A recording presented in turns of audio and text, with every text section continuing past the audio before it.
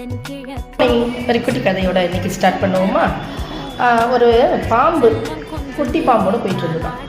அப்போ அதுக்கு வாழ்க்கை பாடங்களை அந்த குட்டி பாம்பு பெரிய பாம்பு சொல்லி கொடுத்துட்டு இருந்துச்சு.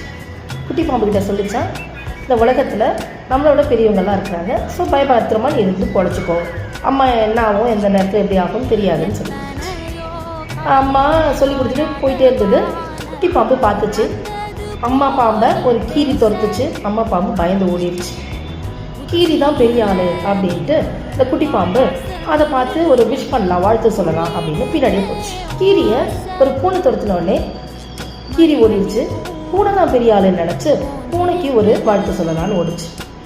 பூனை நாயை பார்த்தோடனே மறந்து போச்சு. நாய் தான் பெரிய ஆளுன்னு இந்த பாம்பு பக்கத்தில் போச்சு. நாயை ஒரு குட்டி பையன் கல் எடுத்து அடித்தான். நாயும் ஓடி போச்சு. இந்த குட்டி பையன் தான் பெரிய ஆள், அவனுக்கு வாழ்த்து சொல்லலான்னு கிட்ட போச்சு. அடுத்தது அந்த பெரிய பையனை ஒரு ஆள் தலையில் தட்டி, வாய் இல்லாத உயிர்களை இப்படி வதை பண்ணுற, அதனால் நீ ஒழுங்காக இருக்கணும் அப்படின்னு அவர் மிரட்டின உடனே இந்த பையனை ஓடி போயிட்டான். இவர் தான் பெரிய ஆள், வாழ்த்தலாம் அப்படின்னு சொல்லிட்டு பக்கத்தில் போச்சான் அந்த குட்டி பாம்பு.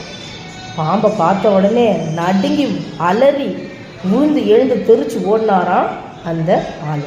உடனே இந்த பாம்பு நினச்சிக்கிச்சான், இங்கே யாருமே ஒருத்தன் பெரியவனடா, அவனுக்கு அவன் தான் பெரியவன் அப்படின்ட்டு.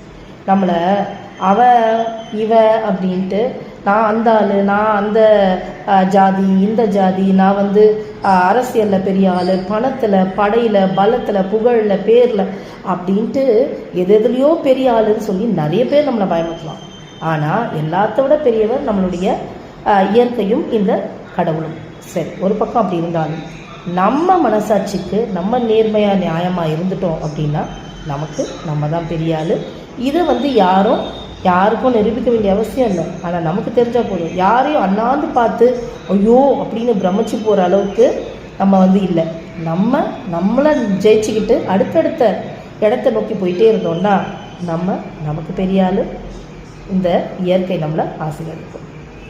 நீங்கள் என்ன சொல்கிறீங்க?